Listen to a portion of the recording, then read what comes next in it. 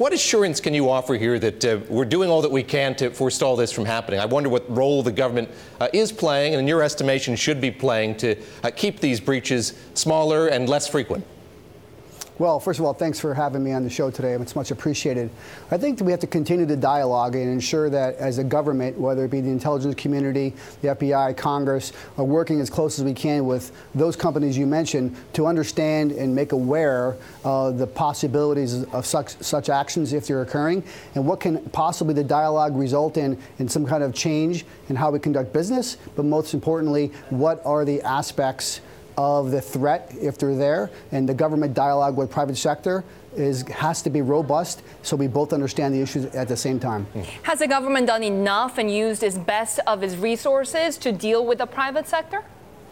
Yeah, I think we're pretty successful in our robust engagement from multiple agencies in the private sector. But the dichotomy here is the aspect of understanding a national threat from national security, also overlaid with the prospects of the globalization in the private sector and the capitalist economy. It's really creative how we could come to a solution. But again, it starts with dialogue, honest dialogue between the government and the private sector. Let me ask you about the election. Obviously, a lot of scrutiny of that now, many investigations going on in Washington, D.C. What has changed? What is changing going into 2018? It strikes me that there was a real states' rights issue here. You hear the past Director of Homeland Security talking about how he tried to reach out to states who control the voting systems to make them aware of what was going on, and there's a fear of government overreach, of the federal government reaching in. How do you get past that, and how do you ensure that the voting systems themselves are more immune to attacks like the ones we saw here in 2016?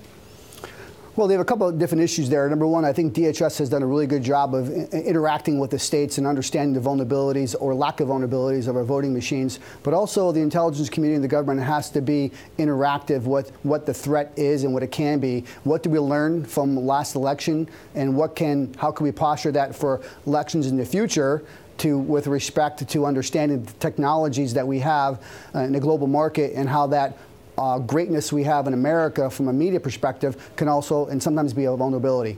Talking about those vulnerabilities, where do you assess is the next biggest risk or potential risk or the ground for the next hack?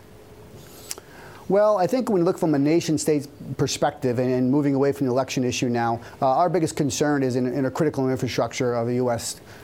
Industries. For instance, the financial sector, the energy sector, the communications sector. What can actually happen from a vulnerability perspective, and how could that be exploited to create mass havoc, scare, and damage with respect to those infrastructures, whether it be what we saw in Georgia and Ukraine with gas and oil in the wintertime?